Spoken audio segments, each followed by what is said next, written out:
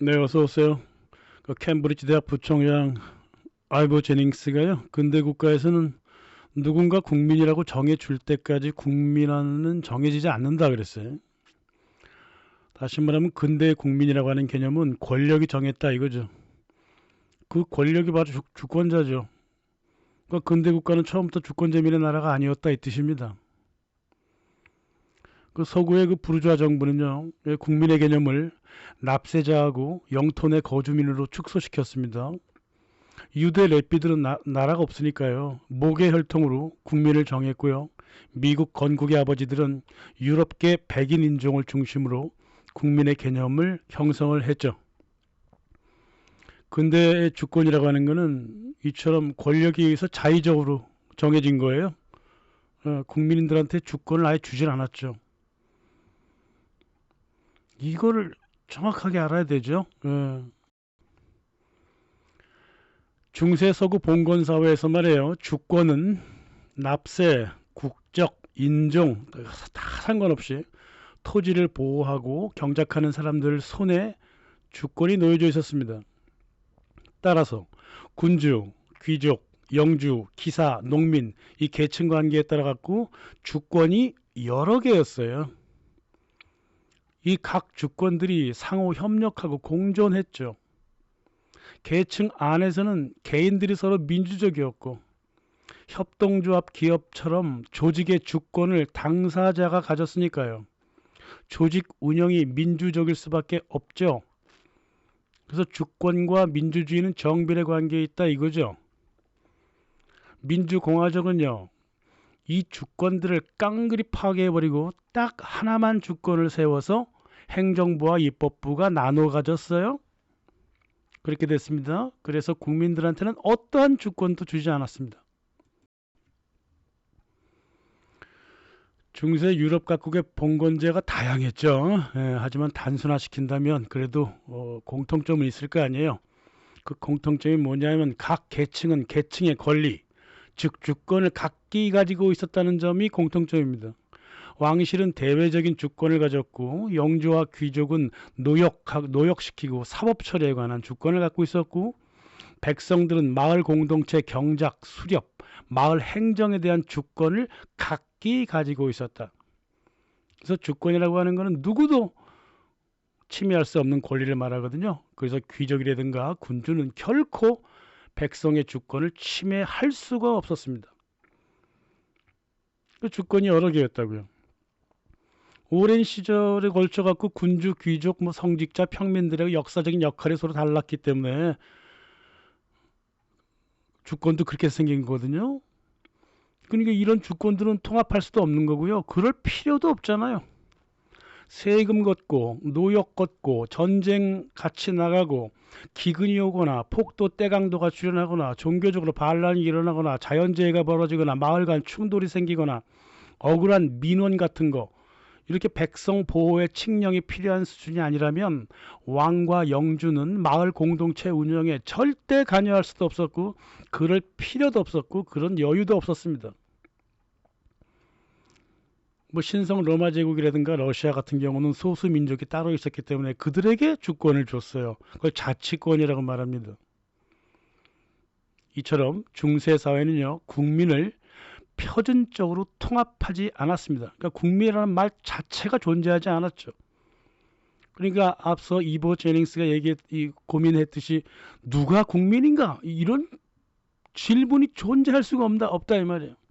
그러나 이 근대 사회는 누가 국민인가를 일단 정해놔야 주권을 발휘할 대상을 만들 수가 있었다 이 말이에요. 왜? 국민은 주권이 없거든요. 어따 대고 주권제민이라고 하는 쓸데없는 소리를 해왔단 말이에요. 지금까지. 중세는요. 가족들이 먹고 살아야 되잖아요. 그러다 보면 가족과도 친척이 만들어지다 보면 이 대소사를 말이에요. 사람들이 모여서 민주적으로 운영할 수밖에 없었어요. 중세사회의 마을의 민주주의는 이념도 아니고 이상도 아니고 그냥 필수적인 조건이었다고. 이모작이나 삼모작을 하기 위해서 토지를 이용하는 거. 이 서로 만나고 얘기해야 되잖아요. 물건을 어느 쪽으로 틀 것인가. 수렵지를 어떻게 선택할 것인가? 살림은 언제까지 이용할 수 있나? 사람과 가축을 보호하기 위해서 어떻게 대처하면 좋을까? 이런 모두 가족들 사이의 그 상호 이익과 생각을 사회 전체 차원에서 조율을 해야 했으니까 민주주의가 안 할래 안 할 수가 없었다 그 말이에요. 중세 사회가. 그러니까 중세 사람들은 일이 생길 때마다 교회 앞에서 광장에 모여가지고 대소사를 토론을 했고요. 결정을 내렸습니다. 신부님들이 주로 사회를 봤죠. 뭐 어떤 경우는 왕실로부터 이제 내려오는 그 제안이 있어요. 전쟁에 좀 사람들을 동원해다오. 그럼 이것도 토론했어요. 마을에서. 그러니까 이 계층의 주권을 가지게 되면 계층 내부도 외부도 모두 민주주의가 달성될 수밖에 없다 그 말이에요. 이거는 페르낭 브로들이라든가 피어트르 클로퍼트킨 잘 설명해 줬잖아요. 중세 시대에 민주주의는 흉내가 아니라 삶을 위한 필수 조건이었다. 이겁니다. 16세기 이제 상업 부르주아하고 자본주의 체제가 등장하면서부터 이 서유럽의 다극적인 주권 체제의 균열이 와버리죠. 당연하죠. 상업 부르주아지는 떠도는 사람들 아니에요. 토지 귀족들은 자본을 축적할 기회를 얻고요. 그래서 법인 체제를 만들고 중상주의적인 금융 경제 이끌어갔다고. 또 공화국을 성립해야지만이 자기네들의 이익을 더 확고히 할 수가 있었습니다. 그래서 유럽을 종교 개혁이라는 이름으로 혼동 속으로 몰아넣어버렸죠. 이 종교 개혁을 통해서 가톨릭이 지켜주던 마을 공동체가 분열했고요. 귀족들 사이의 연대성도 무너졌고 왕과 의회가 대판 싸웠고 귀족과 마을 공동체의 연대성도 함께 무너져 내렸습니다. 그게 16세기, 17세기에 벌어진 일이에요. 1651년 토마스 홉스가 군주제, 민주제, 귀족제 사이에서 군주제에 손을 들어줬죠. 그래서 주권을 깡그리 군주한테 일임한다 그랬어. 그래서 어디서 나온 이 버릇이냐고요? 왕권 신수설은요, 주권이 아니라 왕의 권리를 중심으로 말했을 뿐이에요. 왕과 행정부의 권리를 중심으로 말했다가 주권을 다 깡그리 가져간다 이런 말은 전혀 안 했다 이 말이에요. 근데 홉스는 뭐야? 이 군주 중심의 기능체를 국가라고 불러버리면서 단일한 국가 주권 개념을 첫 번째로 만든 게 바로 토마스 홉스의 리바이어던이었다 그 말이죠. 이때 주권은 다른 주권을 배제하는 성격을 가진 패권 개념을 갖고 있었어요. 이때부터 이제 주권이 패권으로 바뀌는 거예요. 패권. 응? 내가 너를 통제할 수 있는 권리. 패권이거든요. 그러니까 주권이 패권으로 바뀌었다고. 존 로크는 의회한테 그런 주권을 주려고 그랬죠. 몽테스키에는 의회도 의심스럽다 그러면서 삼권 분립을 주장했죠. 뭐 이랬든 저랬든 군주제를 선호하든 의회를 선호하든 삼권 분리를 뭐 소중히하든 모두 주권 재민을 핑계로 삼았다는 거. 그 핑계 속에서 주권을 단일하게 만들려고 했다는 거. 봉건적 질서를 완전히 무너뜨리고 독재적 주권을 주장했다는 거. 이게 공통점이다 이 말입니다. 서유럽 스스로 구체제라고 불렀던 그 200년 동안 1589년부터 1789년까지 혹은 뭐 1648년 베스트팔렌 조약 이래로 군주 중심이든 의회 중심이든 이 서유럽은 말이에요. 실제적인 계층하고 지역의 주권을 무시해버리고 주권 재민의 이름으로 권력을 집중화시켜 왔다 이 말이에요. 권력 싹쓸이 체제를 만들어 버렸다고요. 옛날에 갖고 있었던 귀족들 의회의 주권 없애버려요. 자유와 평등의 이름으로 없애버립니다. 성직자들의 주권도 없애버립니다. 프랑스 혁명에서는 성직자들을 죽여버렸어요. 그리고 백성의 마을 주권도 칸그리 부숴버렸습니다. 인권 외치면서 평등 외치면서 시민권 외치면서 계층을 타파하자 그러면서 깡그리 국민의 주권을 없애버리고 영국 같은 경우는 상원하고 하원이 반반씩 가져갑니다. 그 권력을. 프랑스는 정부가 가져가죠. 영국 같은 경우는 의회만이 국가 전체 입법을 독점해버림으로써 마을 공동체가 입법할 문제까지도 다 가져갔어요. 이제부터는 마을에 문제가 있으면 교회나 마을 의회를 만들어 갖고 서로 토론하고 민주적으로 하는 게 아니라 국가가 지정한 경찰과 공무원, 치안 판사를 불러야 했습니다. 이게 바로 18세기부터 19세기 내내 벌어진 주권 재민이라고 하는 독재의 역사였다 이 말이에요. 말만 주권 재민이지 국민들한테는 어떠한 주권을 주지 않고 오히려 그 주권을 빼앗아 가지고 지네끼들이 독식해버렸다. 그게 민주공화정이에요.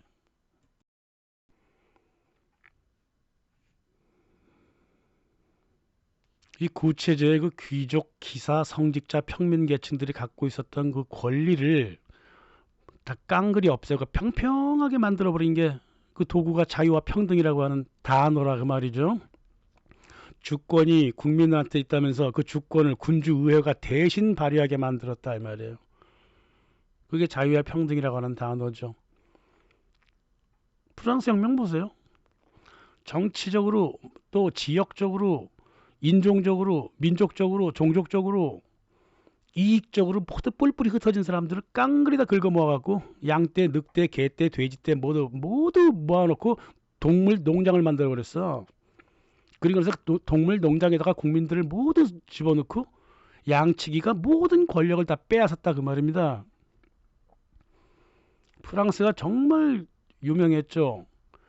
서로 각기 다른 주권과 권리를 갖고 있던 이 봉건적인 이 주권을 깡그리 없애버리고 거기에 반항하는 성직자들, 거기에 반항하는 마을 사람들 180만 명을 학살시켜버리고 국가의 단일 주권만 주장했다 그 말이에요.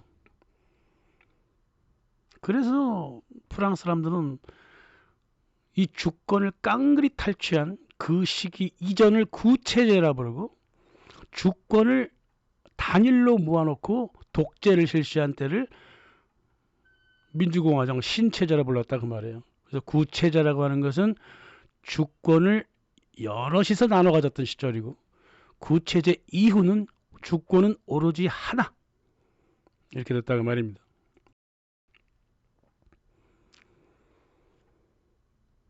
근대 정치 사상은요 유대 기독교의 그 신의 의지를 군주의 의지로 바꾼 다음에 절대왕정이죠. 그거다가 시민의 일반 의지로 바꿨습니다. 계몽주의죠. 그리고 군주에게로 무조건 복종을 하도록 사회 계약으로 단어를 바꿔갖고 어떤 인간적, 마을적, 나라적, 향토적 질서를 국가 주권적 질서로 바꿔버렸습니다. 그러니까 이러하니까 권력의 싹쓸이 정서가 근대화에서 다를 바 없는 거죠. 계층들 사이의 협력적인 주권을 붕괴시키고 권력을 싹쓸이 해버렸기 때문에 권리를. 그래서 매체 아놀드가 그랬습니다. 어떻게 해서 이렇게 독재적인 주권론이 그때 탄생했을까? 이거는 아무리 봐도 유대교와 유대인들과 같이 짝짝기를 했던 영국 자본가들의 욕심 아니었느냐. 헤브라이즘을 강조를 했어요. 근데 영국만 그런 건 아니란 말이에요. 또 프랑스도 그랬어요. 장작 루소가 일반 의지라고 하는 허무맹랑한 종교적인 단어를 갖고 와서 이제 모두 개인의 권리를 버리고 일반 의지에 종속하라고요. 어? 이게 어떤 유대교적 뿌리가 있다고 얘기를 했다고요. 근데 이 시몬 드 베이도 그랬어요. 이 개신교도들이 유대인한테 너무너무 사대를 하고 있다. 그래서 개신교도들은 유대인들이 했듯이 나라의 질서를 붕괴시켰다. 그랬단 말이에요. 물론 자본가들도 있는데 자본가들 중에 유대인들이 많고 뭐 그러니까 아무튼 이런 사람들이 분권적인 경제체제가 아니라 독점적인 경제체제를 구가했단 말이에요. 자본가들이. 이런 사람들이 어떻게 중세적인 분권적인 주권을 좋아했겠습니까? 이 싹쓸이 권리 주장은 자본가들이 요구했던 동시에 유대 금융인들이 요구이기도 했고, 그렇죠. 유대인들의 선민 논리가 그 사이에 끼어든 것도 있고 그랬습니다.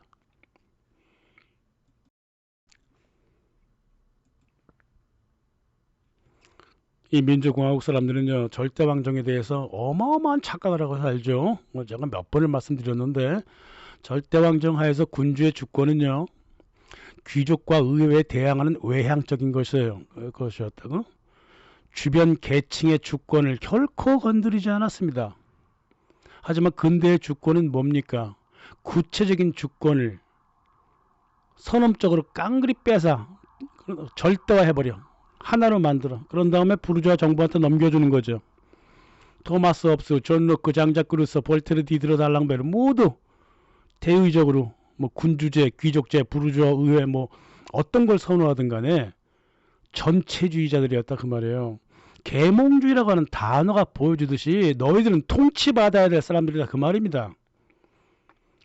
누가 멋대로 계몽을 합니까? 계몽을 하기를. 쥐뿔도 없는 것들이 어떻게 시민들을 계몽을 해?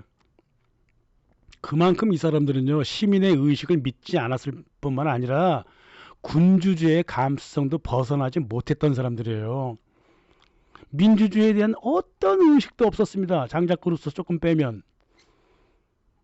이 시민 사이에 호혜적인 계약으로 사회계약을 만든 게 아니라 수천만의 뿔뿔이 흩어진 개인과 유일한 국가 사이의 수직적이고 적대적인 계약을 어떻게 그렇게 상상을 할 수가 있냐 그 말이에요.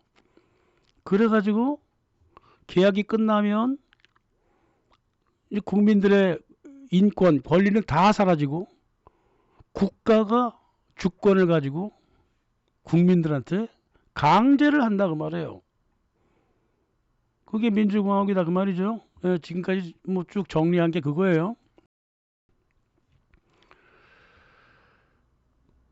이 주권을 독재적으로 집중화하려고 했던 사회계약 개념, 이거는요 사회계약 개념이 나온 지 150년에서 200년이 지난 다음에 처음으로 이 까레드 말베르가 규정을 했습니다. 사회계약이라고 하는 것은 가설도 아니다 말이에요. 이거는 가설도 아니다 그 말이에요. 그냥 거짓말이다 그거예요. 이 거짓말에 근거해서 민주공화국이 생겨졌다 그 말입니다. 그래갖고 이 사람 책이 프랑스 바깥으로 나가지 못하게 누군가 조정을 한 걸로 제가 알고 있어요. 예. 전 150년 만에 처음으로 민주주의와 사회계약 이거를 여기다 토를 단 사람이라 그 말이에요. 가레드 말베르가. 그러니 부르주아 정부가 가만히 있겠어요? 볼테르도 실은 그때 그랬어요. 볼테르도 뭐 지도 잘난 거 하나도 없으면서 장자크 루소를 비판하기를 주권재민이라고 하는 저 성은 지옥의 구렁텅이에서 세워졌다. 산기슭에 보이는 것은 야만인들밖에 없다. 네? 사회계약이라고 하는 게요. 기본적으로 국민은 야만종들이라고 일단 판단하고 만들어낸 개념 아니에요. 루소라고 하는 저 광신도가 진탕 먹고 놀 만한 어두운 성인데 이 오만하기 짝이 없고 악에 찬 인간 본성의 적 장자크 루소가 하늘을 보기 두려워서 숨은 곳이다.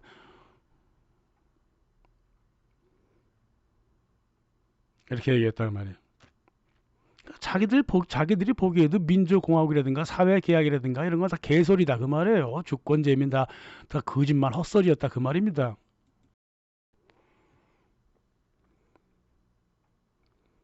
자기들 보기에도 악마적이고 야만적이고 하늘이 부끄러운 개념들이었다 이 말이에요. 사회계약, 주권재민, 평등, 자유 모두 허망한 개념이라고. 그래서 에드먼드 버크가 점잖게 얘기했잖아요. 나라를 새로 건설하겠다는 사람들이 국민 주권 같은 선언적인 것을 논해서는 안 된다. 구체적으로 논해야 된다. 이게 국민이라든가 주권이라든가 하는 것들은 형이상학이라면 모르겠지만 도덕적으로나 정치적으로는 이 거짓말 아니냐. 그런 단어로 무슨 혁명을 일으키고 프랑스 혁명을 이끈다는 거 이거는 반란이다 그랬어요. 내란을 저질렀다 그랬단 말이에요. 그 에드먼드 버크는 민주공화국은 백성과 나라 조직에 대한 내란을 저지른 것이다. 이렇게 평가하고 말았습니다. 진짜 혁명이라면 주권이 국민들한테 가야 되잖아요. 근데 어떻게 소수가 독재로 다 주권을 다 뺏어버렸잖아요. 그러니까 반란이지 당연히. 옛날에는 국민들이 주권을 갖고 있었다니까요. 계층별로. 계층을 타파하겠다면서 그 계층들이 갖고 있었던 각각 모든 주권을 모두 국가라고 하는 통합체가 다 가지고 가버렸잖아요. 그러니까 반란이죠.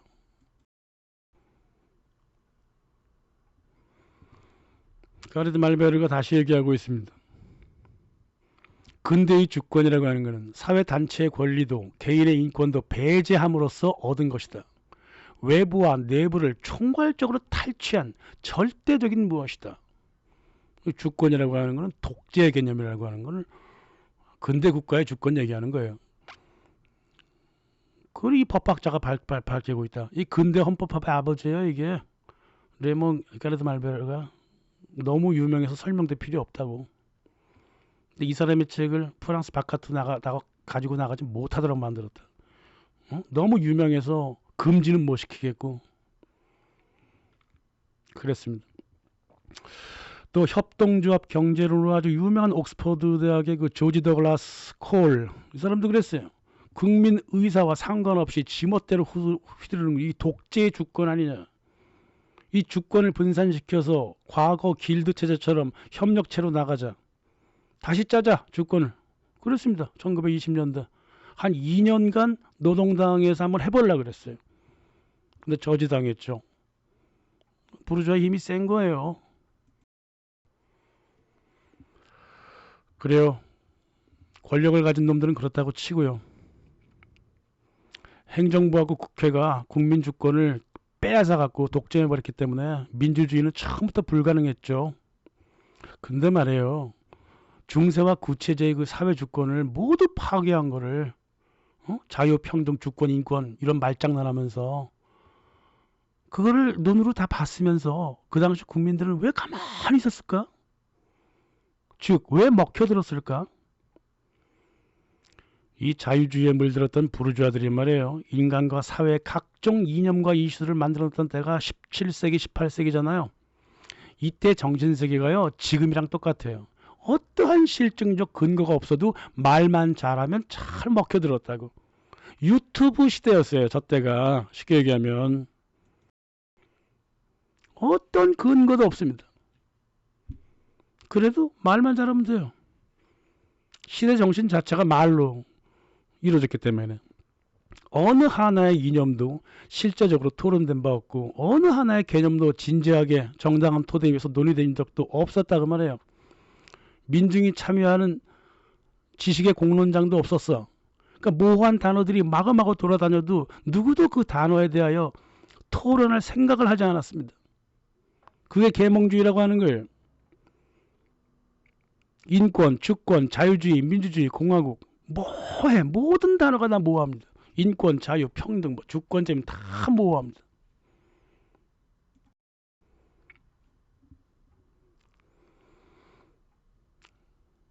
이 18세기 프랑스 혁명 당시 이를 구체적으로 기술했던 장페르 루이드 루스의 신부님이 있어요.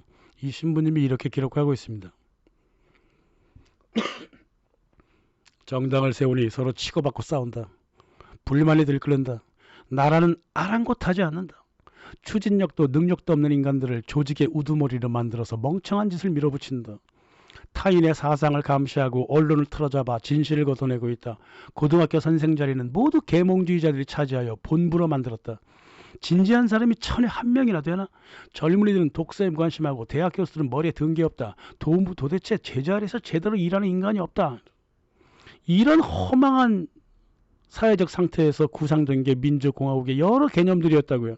그러니까 150년 동안 점검 하나 하지 않고 있었다가 결국 20세기 초에 파시즘과 나치즘 공산주의 정권을 넘겨준 게 이 자본가 부르주아였단 말이에요.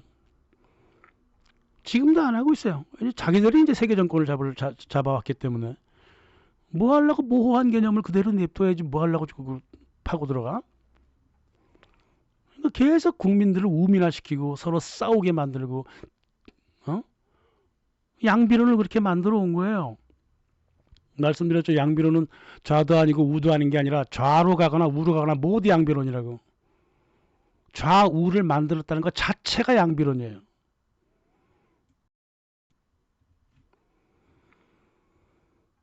(17세기) 이래 자유주의, 주권, 인권, 민주주의 이런 건 사상이 아니었어요. 아이디올로지가 아니었다고. 종교와 정권 투쟁 그 동기 열정일 뿐이에요. 모든 단어가 다 종교적 선업성을 갖고 있었어. 즉 형이상학이었다 그 말이에요. 이성은 전혀 작동하지 않았습니다. 17세기, 18세기. 종교가 작동했죠. 17세기 영국의 내전은요, 청교도들의 국가 탈취 전쟁이었지, 다른 게 아니에요. 그 영국의 부르주아들은 그 회중교도, 응? 캘비니스트죠. 침례교도, 퀘이커교도, 몇몇 그 장로교 파들이 모인 게 이제 청교도잖아요. 이 사람들은 이성이 없었어요. 열정으로만 뭉쳤지. 그러니까 단어 하나 주면 그냥 넘어가는 거라 이 말이에요. 이 사람들이 어떻게 뭐 플라톤 아리스토텔레스처럼 그렇게 뭐 헬레니스트가 될 수가 있나? 오로지 유대인을 모방했고 유대인한테 영향받았고 오로지 종속하고 숭배하는 것밖에 배운 게 없었다고 말이에요. 프랑스 위그노도 마찬가지예요. 종교를 핑계로 댔다고. 근데 유대인 전통도 그렇고 그리스 로마 전통도 그렇고요. 실은 이 서구의 전통이요. 독특하게 선험성을 갖고 있어요. 전에 한번 말씀드렸죠. 인간 해놓고서는 인간에 대한 규정이 전혀 없어요. 그냥 믿으라 그거야. 경험할 필요 없다. 경험할 수 있다는 건 진리가 아니다. 그냥 믿으라 그거예요. 이렇게 종교적 개념으로 단어들을 사용을 해왔기 때문에 자유, 민주, 인권 이런 뭐다 모호해도 그냥 타고 넘어갔다 그 말입니다. 그러니까 토론이 없었어요. 이게 근본적으로. 그리고 또 종교와 민주, 자유를 핑계대면서 부르주아들이 이제 국가를 탈취하려고 했던 그 전략이었기 때문에 토론을 하면 절대 안 됐다 그 말이에요. 그런 이유가 있었다 그겁니다. 매추 아몰드가 처음으로 그 헤브라이즘과 헬레니즘을 비교하면서 영국인들이 어째서 어떠한 토론도 없고 어떠한 개념 규정도 없이 헛소리하면서 살아왔는가를 설명을 하고 있어요. 우리 영국인과 미국인은 유대인과 특별한 방식으로 엮였다. 청교도주의가 그거다. 우리 민족의 핵심적인 에너지는 무대뽀 정신이다 그랬어요. 스트릭트니스 오브 컨센서스 그랬죠. 나만 옳다 이거야. 무조건 밀어붙였다 그 말이에요. 그렇게 자연의 질서까지 거슬렀으니까 나라가 혼란에 빠졌고 거짓말만 나왔다 그랬잖아요. 매추 아놀드 시절에 모든 총리들도 그랬어요. 이 영국 사람들은 너무 위선이 세다 그랬어요. 지금도 그래요. 영국인들은 위선에 쌓여 있잖아요. 그 독재적인 정신 상태를 갖고 있는 게 이게 유대교에서 왔다 이 말이에요. 선민주의로 왔다 이거예요. 이 매추 아놀드는 이제 문학가잖아요. 문학가니까는 문학적으로 얘기했지만은 역사적으로 실제를 보면 15세기부터 베니스 유대 자본하고요, 켈빈 개신교하고요, 영국 청교도하고요, 미국 개신교, 특히 침례교, 이게 실질적인 자본가 네트워크였다 그 말이에요. 이 사람들은 유대인들은 고집이 장난이 아니잖아요. 스스로 경직되고자 했다고요. 그게 청교도예요. 스스로 경직되고자. 헬레니즘이 갖고 있는 자발적이고 유동적인 의식이 아니라 1 더하기 1은 2. 근데 2면 좋지. 1 더하기 1은 4. 이래 놓고 그걸 그냥 죽어도 믿어버리는 거다 그 말이에요. 이건 넘버 3도 아니고 말이에요. 그랬다 그 말이죠. 무대포 정신이라 그랬어.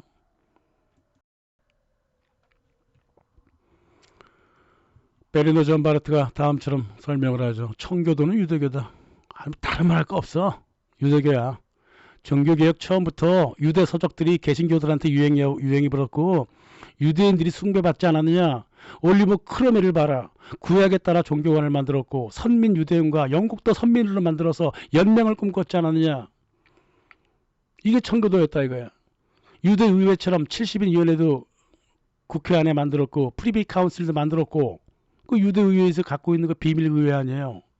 청교도들은 유대의 사자를 자신의 슬로건으로 삼았다. 영국 의회에서 사람들이 영어가 아니라 히브리어를 했다면 딱 팔레스타인 의회와 똑같았다. 이들의 공공생활도 유대인처럼 변했다. 유대인들은 마리아를 싫어하지만은 금이나 은으로 된 마리아는 좋아한다며. 마리아가 찍힌 동전은 좋아한다 그러잖아. 청교도들도 돈에 환장한 것들이었다. 이렇게 얘기했다.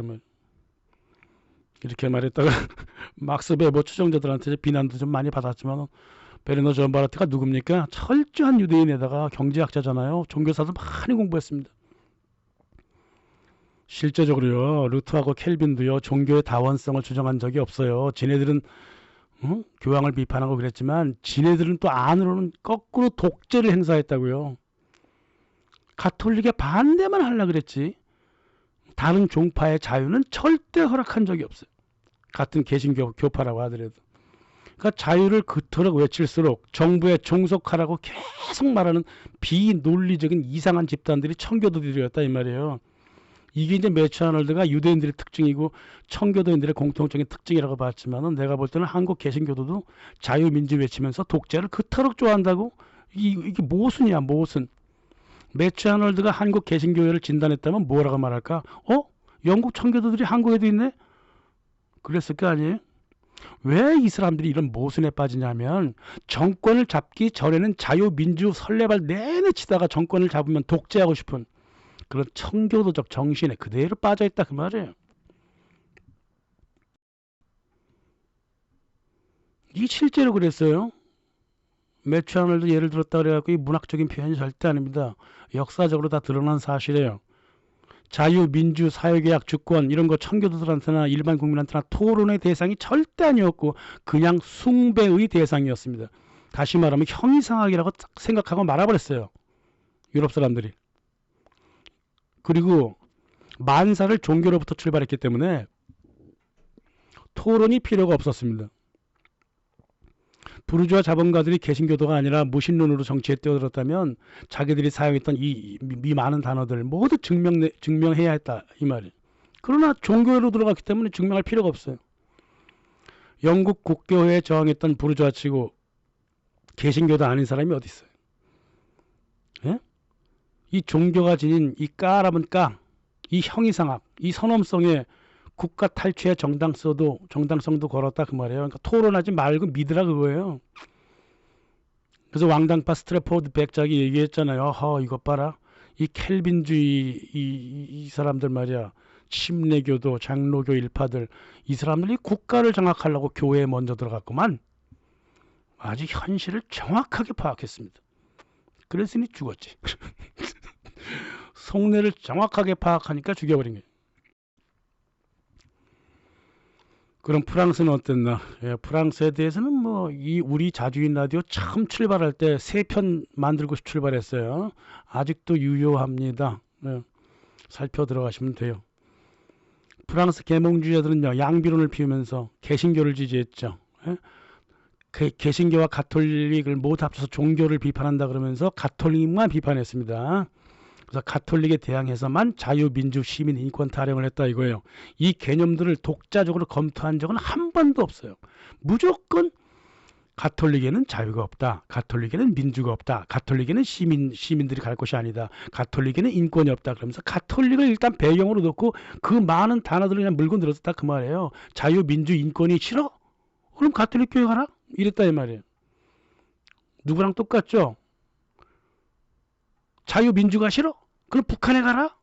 한국의 어떤 놈들과 똑같은 짓거리를 했다고. 그러니까 독자적으로 자유, 민주, 인권 개념을 독자적으로 연구한 적이 한 번도 없다 이 말이에요.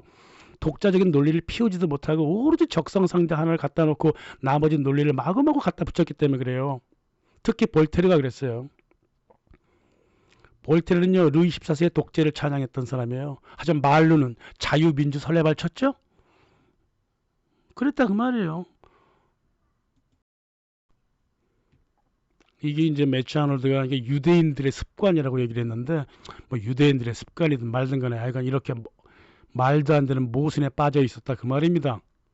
민주공화국을 만들겠다고 했던 사람들 자체가 모순에 빠져 있었다 그 말이에요. 그러니까 150년이 지나서야 비로소 점검에 들어갔는데 그것도 뭐 제대로 점검도 안 하고 이제 와서 다시 점검하잖아.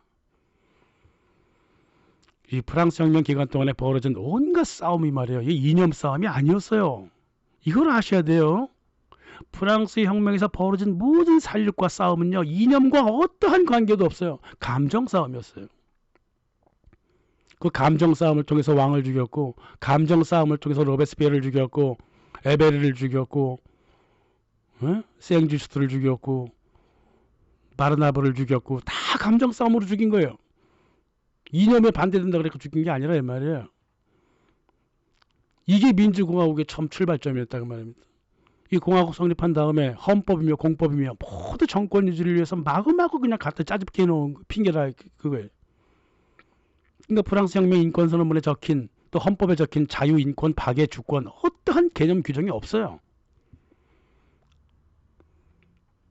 민주공화정의 기반이 이렇게 허약하다는 거예요. 그러니까 쉽게 파시즘으로 넘어갔다는 겁니다. 지금도 그렇고요. 자유민주 외치는 놈치고 파시스트 아닌 새끼가 없는 상태가 돼버렸어. 지금 모든 게 공연물이에요. 코에 붙이면 코걸이, 귀에 붙이면 귀걸이, 권력만 잡으면 언제나 전가의 보도처럼 아무렇게나 떠들어대는 백지장 같은 개념들이 주권재민, 국민, 평등, 자유, 인권, 계약 이런 거라 이 말입니다.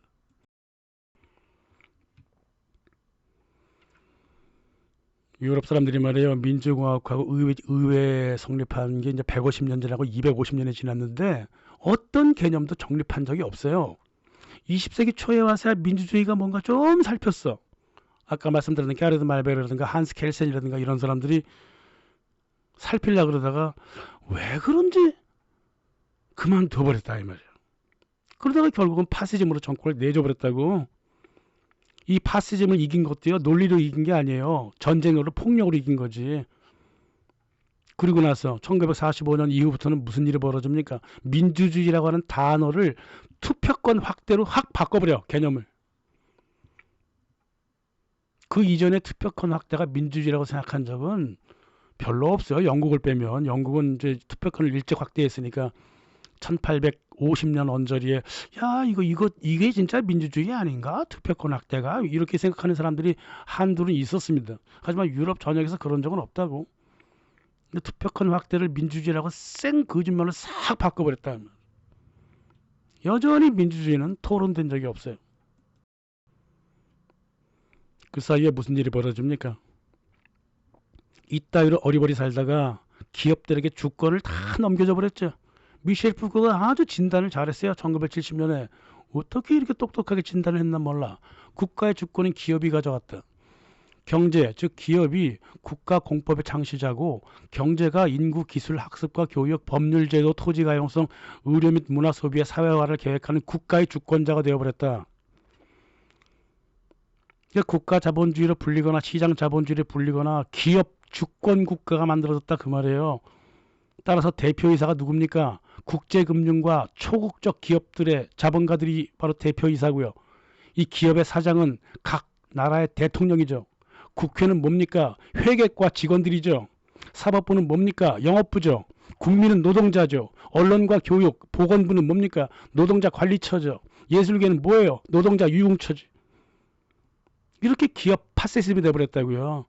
이거를 우리 자주인 라디오는 자유 파시즘이라고 불렀습니다. 이 상태로 지금 계속 이어오는 거예요. 그러니까 국채가 파시즘으로 변해도 전혀 이상할 게 없이 돼버렸다 그 말이에요.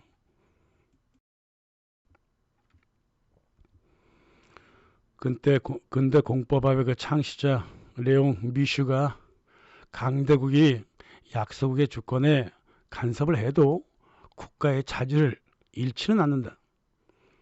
하지만 약소국의 공법이 외세를 대변할 때 FTA죠. 정확하게. 국가로서 자질을 잃은 것이다. 한국은 국가로서 자질을 잃어버린 거예요.